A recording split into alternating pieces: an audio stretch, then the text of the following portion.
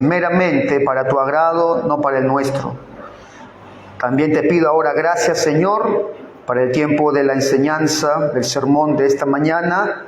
Concede, Señor, hoy ayuda, suple mi carencia, por favor, y dale a mi hermano comprensión, atención, juzgamiento acerca de la enseñanza del día de hoy, y luego, si él haya que es bíblico, tendrá que aplicarlo a su vida. Te lo pedimos esto en el nombre de Jesús. Amén. Bien, hermanos, vamos por favor a la segunda carta de Pedro. Hoy sí acabo este primer capítulo. ¿Ya? Vamos a tomar los últimos versículos de este capítulo, 19 hasta el 21. ¿Bien? 19 hasta el 21 de la segunda carta de Pedro, primer capítulo. Bien, leemos rápidamente para tomar el cuerpo del contexto. Tenemos también, dice Pedro ahí, la palabra profética más segura, a la cual hacéis bien en estar atentos como una antorcha que alumbra en lugar oscuro, hasta que el día esclarezca y el lucero de la mañana salga en vuestros corazones, entendiendo primero esto, que ninguna profecía de la Escritura es de interpretación privada. 21. Porque nunca la profecía fue traída por voluntad humana, sino que los santos hombres de Dios hablaron siendo inspirados por el Espíritu Santo. Estamos entonces, hermanos, viendo de principio a final esta carta de manera expositiva. Nos encontramos ahora con esta porción. Pero espero que usted no descuide el contexto para no sacar una idea fuera de la idea general del autor. Todos, mis hermanos, todos confiamos en algo, ¿verdad que sí? Incluso hasta el más escéptico de nosotros cree y confía, tiene confianza en muchas cosas. Por ejemplo, cuando nos ponemos de pie, confiamos que nuestras piernas nos van a soportar el peso, ¿sí o no? Cuando nos sentamos, confiamos que la silla también va a soportar nuestro peso. Cuando inhalamos, confiamos de que hay oxígeno suficiente para que nos sostenga en vida. Cuando nos acostamos, ¿no? Uno se acuesta confiando que la tierra va a seguir rotando para que llegue luego la mañana. Y así, hermanos, muchas cosas hemos elegido confiar por su fiabilidad en el pasado y también en el presente. Pero la pregunta a todo esto es, ¿y por qué confiamos en las Escrituras? ¿Por qué los creyentes de todas las épocas confiamos en la Escritura? Ese es el tema de hoy, hermanos. ¿Por qué confiamos en la Escritura? El apóstol Pedro inicia esta sección en el 19 diciendo, tenemos también, ¿verdad? Así que se deduce de estas palabras que Pedro ya nos ha dicho algo. O sea, que ya ha indicado que conoce y tiene algo y ahora tiene algo más que mostrar. Ante este texto, hermanos, lo primero que hay que preguntarse es, ¿y entonces qué es lo que Pedro ha dicho antes? ¿Qué es lo que Pedro acaba de contar? Bueno, los que siguen semana a semana las enseñanzas saben lo que Pedro ha dicho. Ahora, si recordamos lo que Pedro acaba de contarnos, eso lo vimos la semana pasada, Pedro dice que junto a Juan y junto a Jacobo tuvieron una experiencia en un monte. Vieron al Señor Jesucristo transfigurado. Pedro les ha dicho a sus lectores que en la transfiguración, tanto Pedro, Juan y Jacobo vieron un adelanto por un breve momento la gloria de la segunda venida de Cristo. Eso fue, hermano, la transfiguración, un adelanto de la gloria de la segunda venida de Cristo. Jesús vendrá nuevamente, y ya Pedro eso lo va a exponer largamente.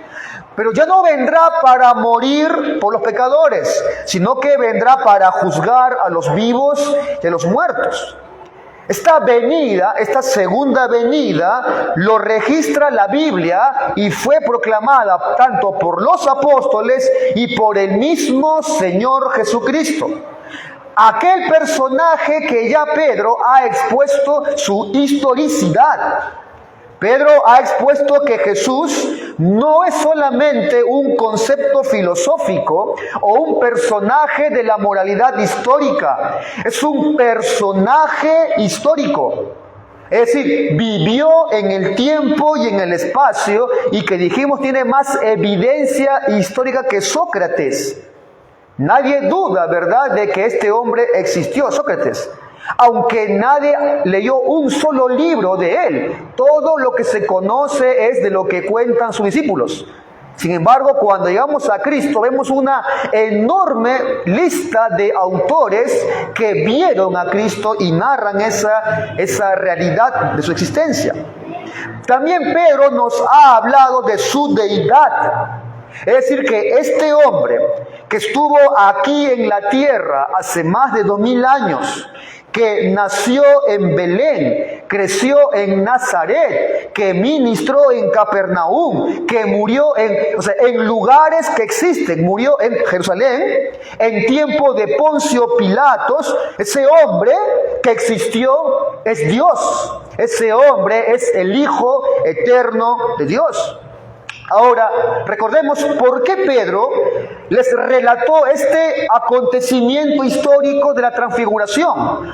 ¿Por qué no se remitió, por ejemplo, a la crucifixión o a la resurrección o a la ascensión, que también eran eventos históricos? Pedro se remite a la transfiguración por una razón en particular. El contexto de esta carta es que falsos maestros se iban a introducir en esta iglesia y que estos hombres malvados iban a enfrentarse a la iglesia con respecto a la segunda venida de Cristo. Así que cuando estos falsos maestros que iban a entrar en el rebaño comenzaran a cuestionar el retorno glorioso de Cristo, esta iglesia no se dejaría mover de sus convicciones, de su esperanza. Ese es el propósito por el cual Pedro les narra y le da testimonio de lo que él mismo vio. A diferencia de lo que los falsos maestros hacían, que hablaban de fábulas inventadas, Pedro lo habla como un testigo ocular. Así que cuando estos hombres perversos cuestionen la segunda venida y digan, ¿no?, como dice Pedro, ¿dónde está, no? ¿Dónde está la promesa de su advenimiento? Porque desde el día en que los padres durmieron, todas las cosas, todo permanece igual. Cuando estos hombres planteen esta pregunta, cuando se cuestione la segunda venida de Cristo, estos hermanos se remitirán al testimonio de Dios, lo que Dios ha dicho, y se afirmarán en la verdad de la palabra de Dios. Muchos hombres hablarán, muchos dirán, pero Dios, hermano, también ya habló. Ahora, Pedro narra entonces este evento histórico de la transfiguración, no solo porque ahí tuvo un adelanto de la segunda venida del Hijo de Dios, sino también porque ahí en la transfiguración Dios habló. Dice el 17, pues cuando él recibió de Dios Padre honra y gloria, le fue enviada desde la magnífica gloria una voz que decía, este es mi Hijo amado en el cual tengo complacencia. Y nosotros, plantea Pedro, oímos esta voz enviada del cielo cuando estábamos en aquel monte. O sea, hermano, Pedro no solamente narra la transfiguración porque es un adelanto de la venida de Jesús, sino que también Pedro narra la transfiguración porque es el testimonio de la misma boca de Dios con respecto a Jesucristo, que es el Hijo amado. Este es mi Hijo amado. Dios habló a los apóstoles. Ellos escucharon, vieron con sus propios ojos al Dios encarnado y por un breve momento vieron esa gloriosa apariencia del Hijo de Dios. Pero ahora Pedro agrega algo más, dice, tenemos también. O sea, además del testimonio, de la experiencia que tuvo Pedro, Juan y Jacobo, de ver con sus propios ojos un pequeño pantallazo de la segunda venida de Cristo y de escuchar el testimonio de Dios acerca de su Hijo, además, dice Pedro, tenemos también la palabra profética más segura. O sea, Pedro dice algo así, además que yo vi, además que yo escuché la voz de Dios junto con Juan y Jacobo, además de esto, tenemos la palabra profética más segura.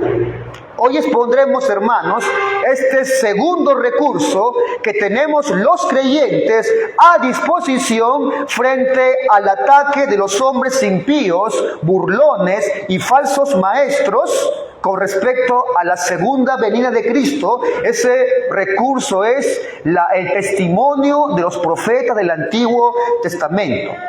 Veamos el primer punto del sermón, un argumento superior a la transfiguración.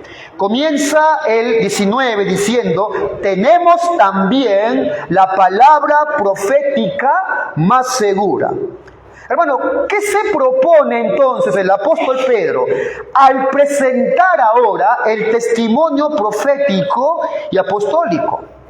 Pedro se propone ahora dirigir la mirada de los cristianos a la Escritura. El único lugar confiable, hermano, el único lugar seguro, pues es el testimonio que Dios ha dado de sí mismo.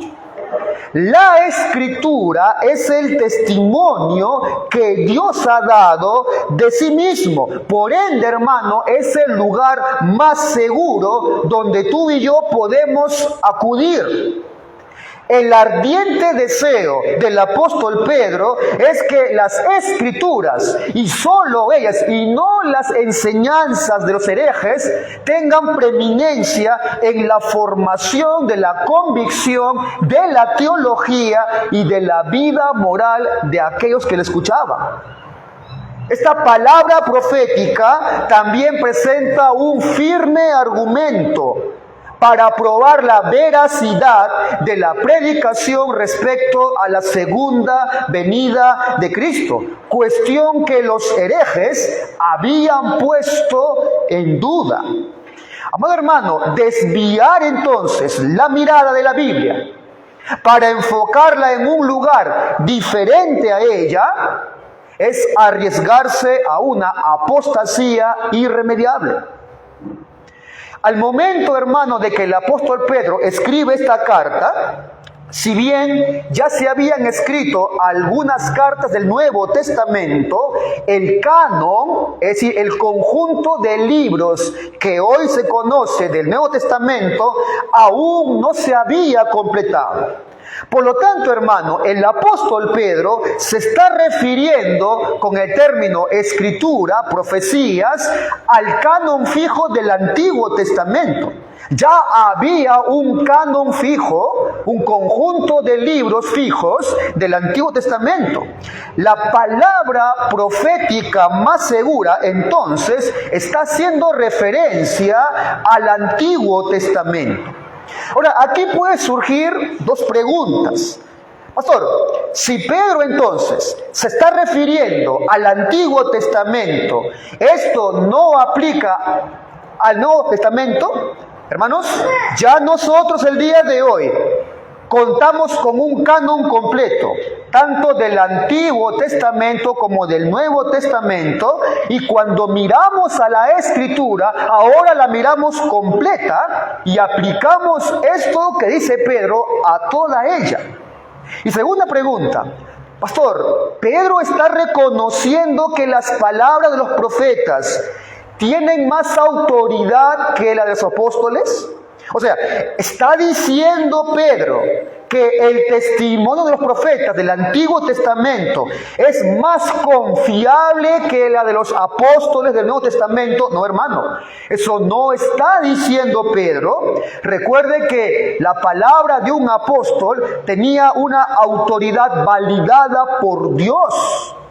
Era un mandato dado por el mismo Dios. Mira lo que dice Pablo, 1 Corintios 14, 37. Después de corregir todo un desorden en esta iglesia de Corinto, mira lo que cierra diciendo Pablo. 1 Corintios 14, 37. Si alguno se cree profeta o espiritual, reconozca lo que os escribo, son mandamientos del Señor. O sea, las palabras de los apóstoles eran palabras directamente dadas para la iglesia por el Señor, eran autoritativas. Hermano, quiero tomar tres aplicaciones, consideraciones de este versículo 19. Tenemos también la palabra profética más segura, a la cual hacéis bien en estar atentos como una antorcha que alumbra en lugar oscuro hasta que el día esclarezca y el lucero de la mañana salga en vuestros corazones. Tres cosas quiero rescatar de este pasaje, hermanos. Primero, hay un contraste aquí. Hay un contraste entre el testimonio anterior, es decir, la experiencia de la transfiguración, lo que Pedro vio y lo que Pedro oyó, contra esta palabra profética. Dice Pedro, tenemos también la palabra profética más segura. Ese término más es algo que contrasta. ¿Por qué podemos, si le preguntamos a Pedro, ¿por qué podemos creer en la segunda venida de Cristo? Porque yo vi su gloria, dirá Pedro, ¿verdad? Yo vi su gloria aquella tarde junto con Jacob y Juan.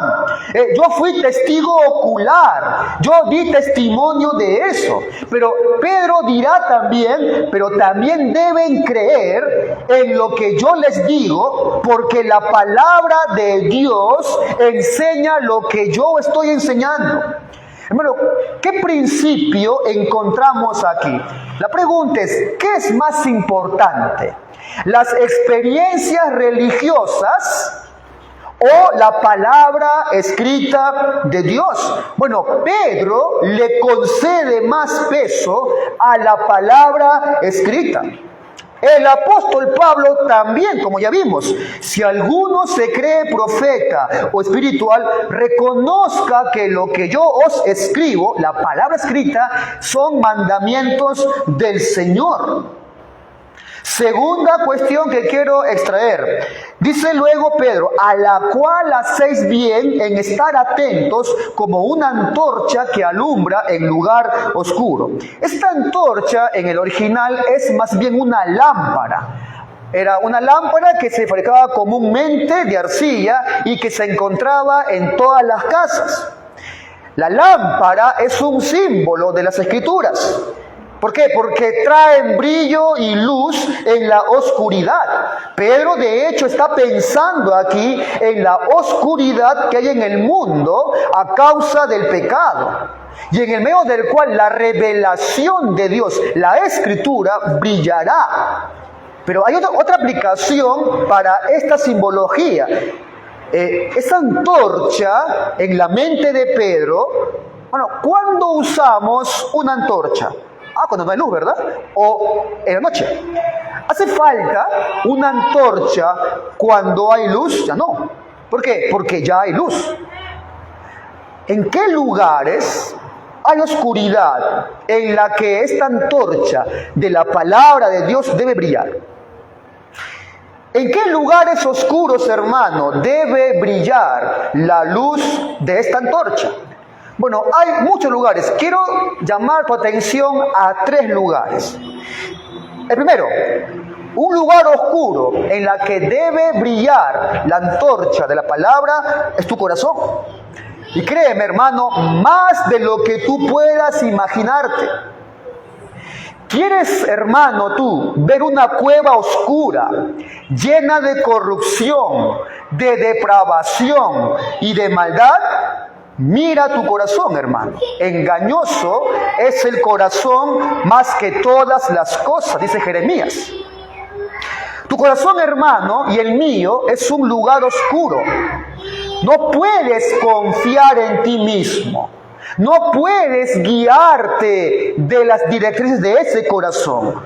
Por ende, hermano, deberás considerar todos tus pensamientos, tus intenciones, tus ideas a la luz de la palabra de Dios. Pastor, mire, yo opino que no debo disciplinar a mis hijos porque eso es falta de amor. Muy romántica, hermano, tu opinión, pero lleno de oscuridad. La luz de la palabra te llevará a otra convicción. Pastor, mire, yo no veo nada malo que mi hija salga con un impío no creyente. Yo opino que si hay amor, hay que respetarlo. Hermano, muy novelesco, muy romántico tu opinión, pero sería bueno que estudies más tu Biblia y que te examines al respecto. Pastor, mire, yo opino que no tiene nada de malo trabajar en un lugar donde yo no le glorifique a Dios con tal que gane dinero. Hermano, le está dando más prioridad a tus tinieblas que a la palabra de Dios. Alguien dijo lo siguiente: todas las cucarachas y ratas que hay en esa cueva sucia llamada corazón solo saldrán huyendo si sacamos la antorcha de la palabra de Dios. Otro lugar oscuro, el mundo en el cual vivimos. El mundo, hermano, dirá lo contrario de lo que dice la Biblia. Este mundo impío busca anular todo rastro de Dios, su forma de gobierno, su legislación y sobre todo, en especial, su ley moral. Pero hay un tercer lugar y alguno aquí puede verse sorprendido. Según el capítulo 2 y 3 de esta carta que luego vamos a estar viendo, el tercer lugar oscuro puede ser una iglesia, hermano. Otro lugar oscuro puede ser una iglesia. Tu corazón, el mundo, y según Pedro en el 2 y 3 de esta carta, un lugar oscuro puede ser la iglesia. La iglesia puede ser un lugar oscuro. No todos los pastores parados en un púlpito son enviados de Dios. No todos los hermanos sentados en las sillas son plantas plantadas por nuestro Dios. La iglesia puede ser un lugar donde florezcan impíos y malvados. Una iglesia, hermano, puede ser un lugar oscuro si la palabra de Dios no está siendo expuesta y aplicada a la congregación. No, pastor, se equivoca. Acá estamos bien alimentados. Domingo a domingo hay una mesa servida de potajes y manjares. Se expone fielmente. La pregunta no es, hermano, si hay mucho alimento para tomar, sino ¿estás tomando tú ese alimento? O sea, ¿te estás tú alimentando? Esto es, ¿tienes una cultura de estudio personal? Esa es la pregunta, hermano. ¿Estás aplicando lo que estás aprendiendo? Esa es la pregunta, hermano. Y tercera cuestión que quiero sacar de este versículo, dice Pedro, a la cual, o sea, esa antorcha que ilumina, a la cual hacéis bien en estar atentos, como a una antorcha que alumbra el lugar oscuro, hasta que el día esclarezca y el lucero de la mañana salga en vuestros corazones. Pedro les recuerda a sus lectores que van a necesitar de esta lámpara solamente hasta que llegue la aurora de la venida del Señor. Solamente hasta el tiempo que dure esta oscuridad, hasta que el día esclarezca y ese lucero de la mañana salga en vuestros corazones. La antorcha de la palabra la usamos donde hay oscuridad. Pero hermano, vendrá la mañana, vendrá la luz del sol, vendrá el día después de la noche. Y aquel día le llama Pedro el día del Señor, la segunda venida de Cristo. Así que usamos esta antorcha, la palabra, cuando estamos aquí, en este peregrinaje, en esta tierra, en este mundo con gran oscuridad. Pero el día vendrá, dice Pedro, Cristo volverá. ¿Y qué significa, amado hermano, que esta mañana salga en vuestros corazones? ¿A qué se refiere Pedro con ese que va a haber un lucero de la mañana? Vendrá esa mañana en vuestros corazones. Algunos han convertido este texto en algo así. Mira, ahí Pedro está diciendo que habrá una venida oculta de Cristo y solo lo sentiremos en el corazón. La pregunta es, ¿la segunda venida de Cristo será un evento personal, o sea, en sentido individual, psicológico, o será algo cósmico que todo ojo le verá? Bueno, la segunda venida de Cristo será algo cósmico. Dice Pablo, todo ojo le verá. Pero lo que aquí está indicando Pedro es que todo creyente debe tener una comprensión subjetiva de Cristo y de su regreso. O sea, todo creyente guarda este conocimiento en su corazón hasta que aparezca la aparición real y objetiva de Cristo. Eso es lo que Pedro apunta. Ahora, habiendo afirmado Pedro que la palabra profética, es decir, la Escritura, es decir, el Antiguo Testamento, confirma la doctrina de la venida de Cristo, ahora Pedro lanza un argumento en defensa de la inspiración de la Biblia. Los herejes también habían puesto en duda la inspiración de las Escrituras. A la luz de este conflicto, podemos entender la importancia que el apóstol da a su argumento. Dice el versículo 20, entendiendo primero esto, que ninguna profecía de la Escritura es de interpretación privada. El segundo punto del sermón, el origen de la Escritura. Ahora, hermano, quiero comenzar esta sección diciendo qué no significa este pasaje. Ninguna profecía de la Escritura es de interpretación privada. ¿Qué no significa este pasaje? Aquí Pedro no está hablando de que eso que él llama Escritura y que no es de interpretación privada, no lo dice en sentido hermenéutico o exegético, sino que Pedro está haciendo referencia a que ninguna interpretación de la Escritura fue traída por los profetas o de propia voluntad de ellos. Pastor, cuando la Biblia dice ahí que no es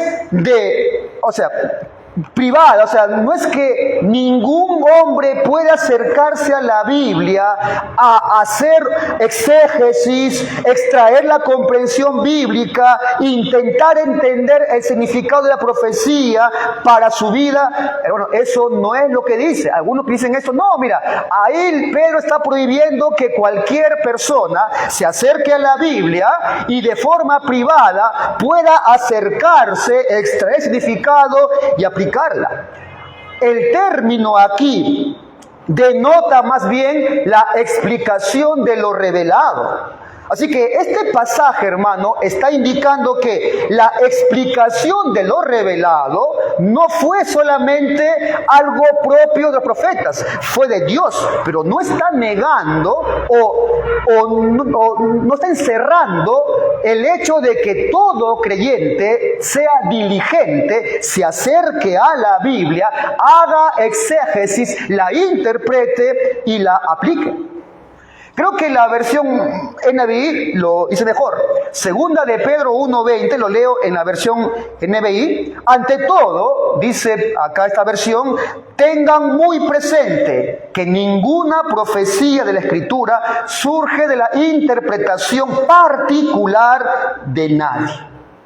Y segunda cosa que no significa este versículo, hermano, este pasaje no está restringiendo a una entidad, llámese iglesia, sociedades bíblicas o alguna editorial, la exclusividad de las Escrituras.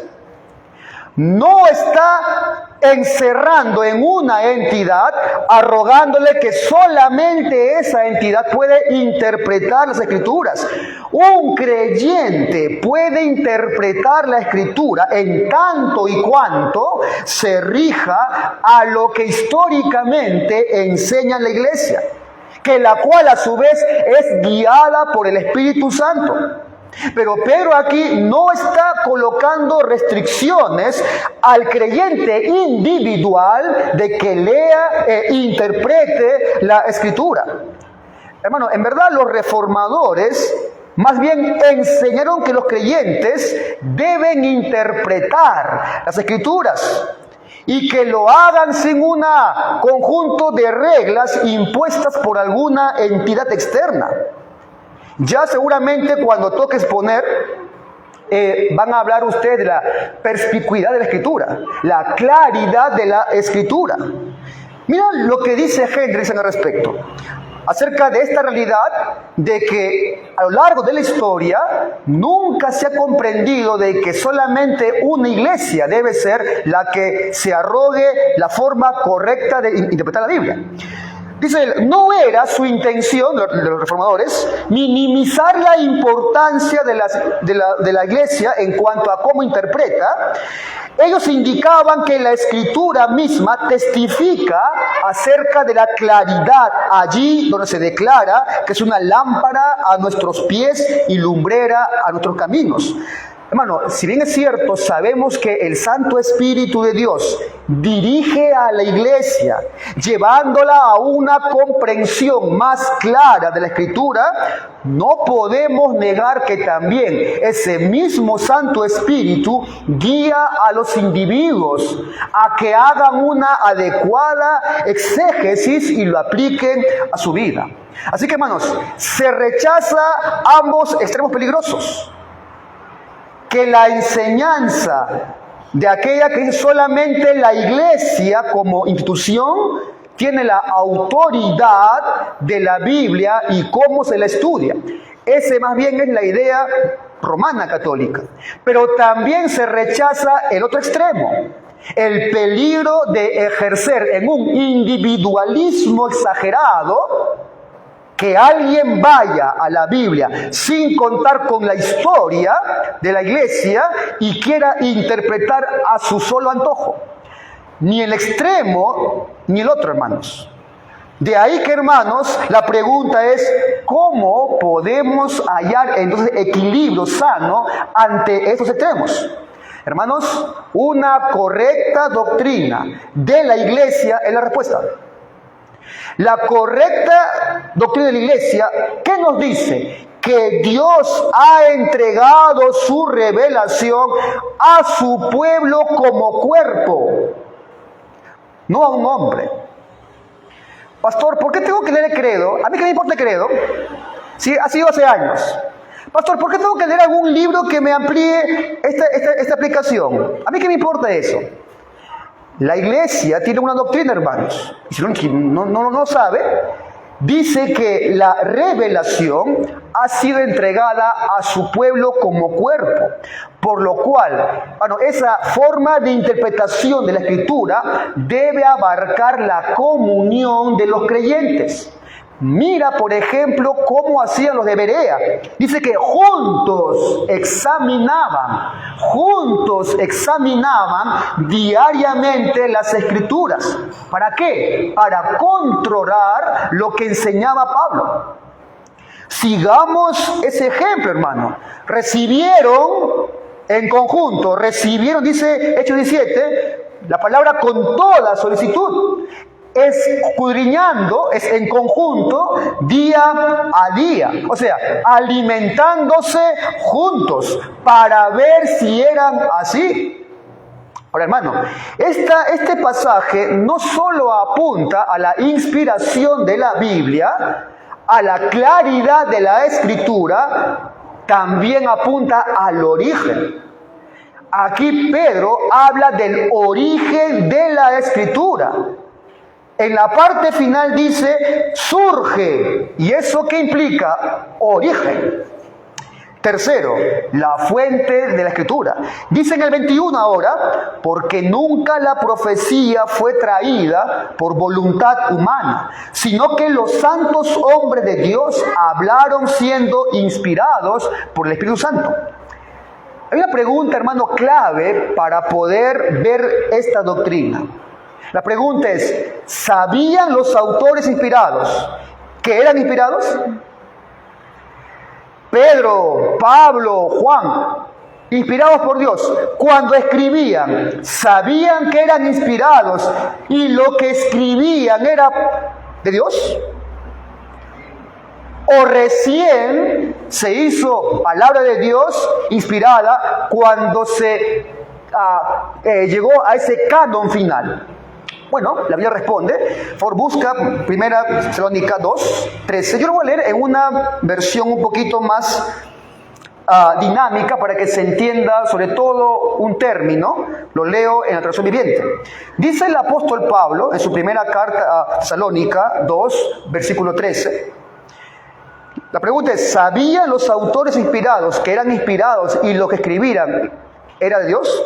Dice acá Pablo, por lo tanto, nunca dejamos de darle a Dios gracias de que cuando recibieron su mensaje de parte nuestra, ustedes no consideraron nuestras palabras como solo ideas humanas. Tomaron lo que dijimos como la misma palabra de Dios, la cual, mira lo que afirma Pablo, por supuesto lo es. Pablo sabía que lo que estaba escribiendo era palabra de Dios porque era inspirado por Dios. Cuando los profetas, los apóstoles escribieron o hablaron bajo inspiración divina, sabían que ellos estaban hablando o escribiendo siendo inspirados por Dios. O sea, tenían plena conciencia de la guía divina y sabían que no era el propio deseo de ellos o que no eran solamente impulsados por su propio deseo corazón. Ahora, ¿cómo es esa dinámica de la inspiración divina? ¿De qué manera, hermano, Dios escribió lo que quiso por medio de hombres? ¿Será que entraban en un trance o que Dios les dictaba mecánicamente cada palabra? No, hermano. La actividad continua del Espíritu Santo es la que lleva o la que mueve, dice el original, es la que mueve a los hombres en la obra de redacción de su palabra. El Señor, el mismo Señor, emplea hombres, no instrumentos. Emplea hombres para la composición de la Escritura. El Santo Espíritu usó seres humanos con sus propios talentos, percepciones, peculiaridades, características, estilos al escribir, intelecto, y les guardó del pecado y el error al momento de escribir. Por ejemplo, hermano, nos encontramos a un evangelista que cuando escribe su evangelio, lo hace después de investigar todas las cosas diligentemente acerca de lo que se decía y hablaba de Jesús. Por ende, cuando él escribió o cuando fue movido por Dios al escribir y cuando fue movido por Dios a hacer la investigación, usó su capacidad académica que él había adquirido a lo largo de su vida. Y cuando él escribía, sabía que no escribía meramente por su propia investigación, sino que él fue inspirado por Dios. y al momento de escribir las palabras no eran la de él, sino eran la de Dios, pero a la vez eran la de él. Lucas 1. Ahí dice el evangelista Lucas: puesto que ya muchos han tratado de poner en orden la historia de las cosas que se dice entre nosotros, o sea, Lucas explica de qué manera él escribe el Evangelio acerca de Cristo. 2. Tal como nos lo enseñaron los que desde el principio lo vieron con sus ojos y fueron ministros de la palabra, me ha parecido también a mí, después de haber investigado con diligencia todas las cosas desde su origen, escribírtelas por orden, oh Teófilo, para que conozcas bien la verdad de las cosas en las cuales has sido instruido. ¿Cómo es que escribió Lucas este evangelio? Pastor investigó diligentemente. Pero esa investigación, ese intelecto usado fue provisión de Dios. Y cuando él escribió, luego de su diligente investigación, era palabra de Dios, respetando su estilo, su forma de escribir y cada evento de su vida que lo llevó y lo movió a esa investigación. Hermano, el Santo Espíritu de Dios es el que está en control de los autores inspirados, de manera que el contenido de la Escritura no se origina en el hombre, sino en Dios. Pedro dice: hombres que hablaron de parte de Dios, que el mensaje que el hombre comunica proviene de Dios. ¿Por qué? Porque Él es la fuente y el origen de la Escritura. Algo más, hermano. Cuando hablamos de que fueron movidos por el Espíritu Santo o que Dios les inspiró, no hablamos de una inspiración o motivación, por ejemplo, que usan los poetas para escribir un poema.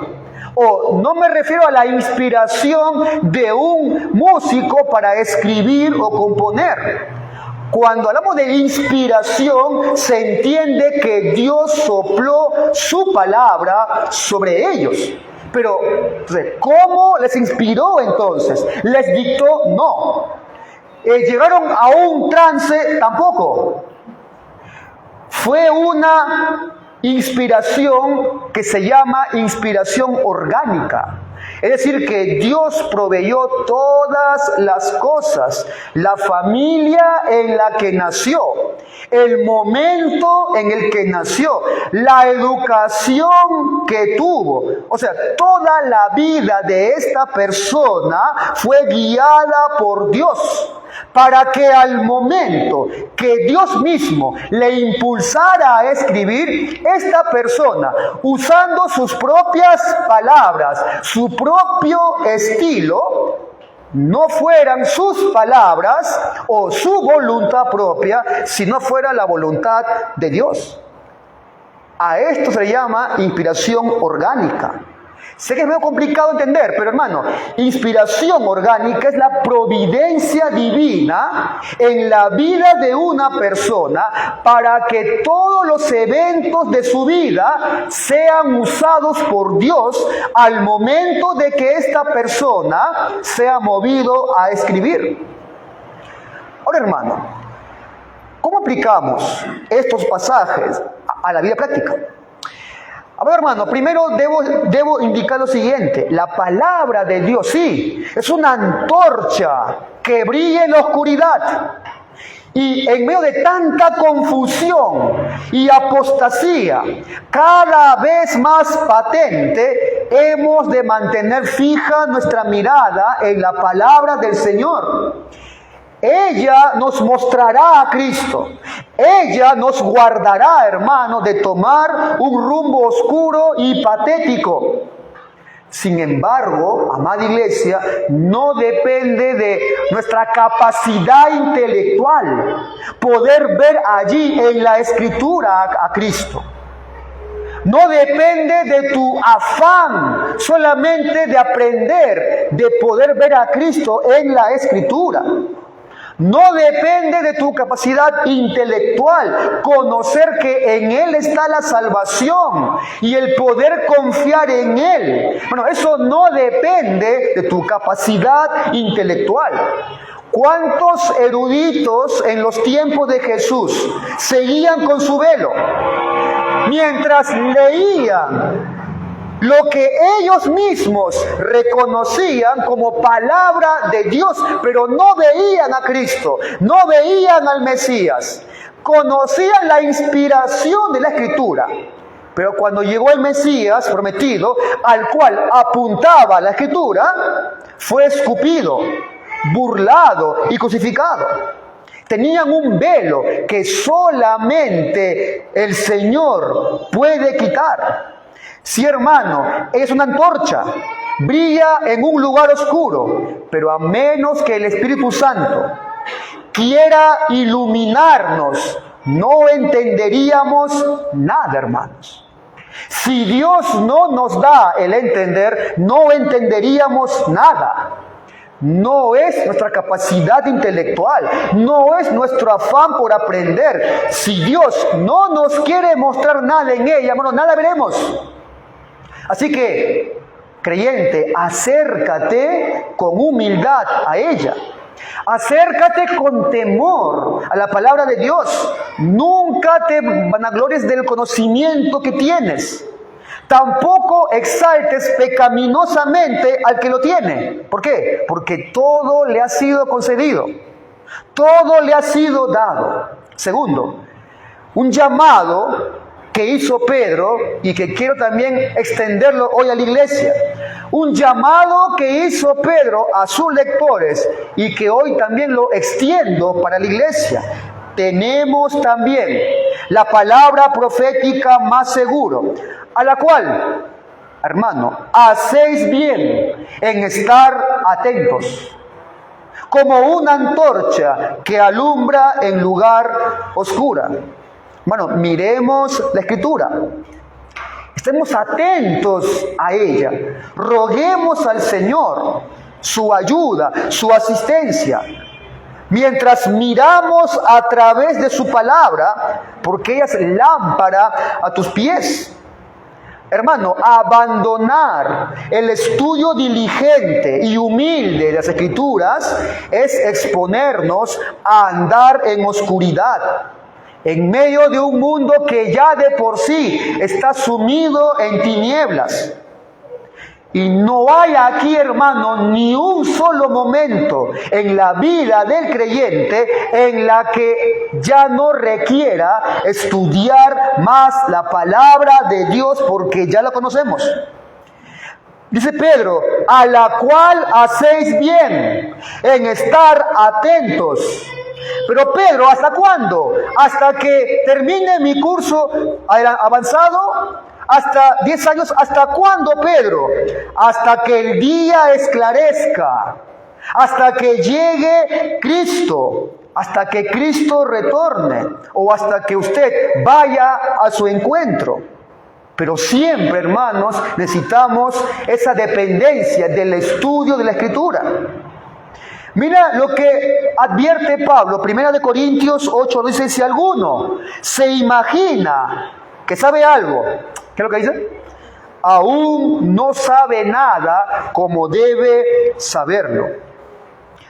Muchos cuando oyen un sermón juicioso, expositivo, en lugar de estar atentos de cómo el Señor les habla por la predicación de su palabra, están pensando en otras cosas, ¿no? Algunos peor todavía. Están pensando, mira, yo sé más que ese predicador. Si yo estuviera en su lugar, sería mejor mi predicación. Y se van a sus casas, no siendo edificados. ¿Por qué? Porque no han prestado atención. Tercero, hermano, hay un lema que es súper conocido por nosotros, que está en el monumento de la Reforma en Suiza. Post tenebras lux. Significa después de la oscuridad o tinieblas, la luz. Este dicho, hermano, después de las tinieblas, luz, solo pudo ocurrir por un motivo, por una razón, que también está expresada en un lema: sola Escritura. Fue porque se volvió la iglesia a la Escritura, al testimonio de los profetas y apóstoles, como la luz que alumbra en la oscuridad, y no a las experiencias que hizo posible que hoy no sigamos fábulas inventadas, sino que sigamos la verdad de Dios. Cuarto, hermano, la pregunta con la cual comencé: ¿por qué confiamos en las Escrituras? ¿Por qué, hermano? Podemos confiar en la Escritura porque provienen de un Dios que es digno de confianza. Su carácter, hermano, es el fundamento de nuestra confianza. Y Él nos ha habilitado para confiar en su palabra. Entonces la pregunta que queda es: ¿confías realmente, hermano, en la Biblia? ¿Confías en la palabra de Dios? Sí, pastor, yo confío. Entonces te preguntaré, ¿tus actos reflejan ello? ¿Tu forma de vivir refleja que tú confías realmente en la palabra de Dios? Todos los cristianos estamos de acuerdo en decir que la Biblia es la palabra de Dios. Todos decimos leerla. Sin embargo, las acciones reflejan muchas veces que no confiamos en ellas realmente. Lo contrario, hermano, de no confiar en la Escritura es confiar en los hombres, en sus lógicas, en sus razonamientos, lo cual, hermano, nos dejará vacíos, insatisfechos, porque la única fuente confiable, absoluta, es el Señor y su palabra. Si no confiamos, hermano, en la palabra de Dios, que ha salido de su boca, ha salido de la boca del mismo Señor para crear todo lo que vemos y ha sido el medio de salvación, si no confiamos en esa palabra, hermano, entonces la Biblia no es para ti ni suficiente, ni tiene autoridad, ni es inerrante para ti. Bueno, haciéndonos cuenta, hemos dejado de creer que su carácter es el que sostiene sus palabras. Y cuando llega eso, nuestra fe se agota. Llega el descontento, la felicidad parcial, llega el enojo, llega la confusión, la hipocresía y la vida sin frutos. Todo esto comienza a sonar fuerte.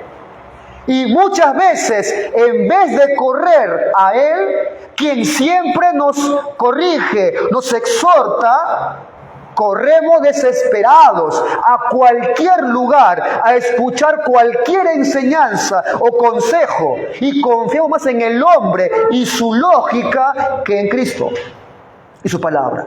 Bueno, las Escrituras pueden hasta volverse arcaicas cuando llega a esto.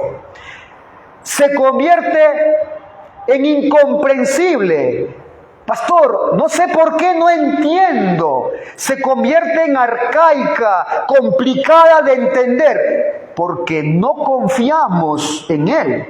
Por ende, no confiamos en su palabra. Y eso, hermano, es lo que le pasa a muchos. Hermano, tal vez antes de quejarte, no entiendo la Biblia, debes preguntarte, ¿realmente confías en Dios? Tal vez, hermano, antes de aprender las profundidades de la Escritura, debas aprender primero a confiar en Dios. Examínese, hermano. Oramos. Señor, tu palabra ha sido expuesta el día de hoy. Te ruego, por favor, que esta aseveración del apóstol Pedro acerca de la Escritura, su inspiración, su origen, su fuente, su claridad, su autoridad, su inerrancia, su suficiencia, sean, Señor, doctrinas que realmente sean baluarte de la iglesia y de cada cristiano. Señor, el apóstol Pedro ha recurrido a esta palabra profética para exponer la realidad de la segunda venida del Hijo de Dios. Razón por la cual, Señor, debería también significar en nosotros algo de gran estima, algo que realmente apreciemos, atesoremos tu palabra y podamos, Señor, encontrar en ella la enseñanza propicia para la vida de piedad de la iglesia y de cada familia. Mueve a mis hermanos a una mayor confianza en tu palabra. Mueve a la iglesia en una mayor confianza en ti y en tu palabra. Y eso se debe ver reflejado en la forma como se conduce la iglesia, en la forma como aplica la iglesia. Señor, guárdanos de escuchar palabras, enseñanzas que desvían todo celo verdadero por la verdad. Guarda, Señor, a mis hermanos y llévale más bien a estas altitudes de poder abrazar la Escritura realmente con celo, defenderla con celo y aplicarla. Te lo pido esto en el nombre de Jesús. Amén. Bien, hermanos, vamos a prepararnos para participar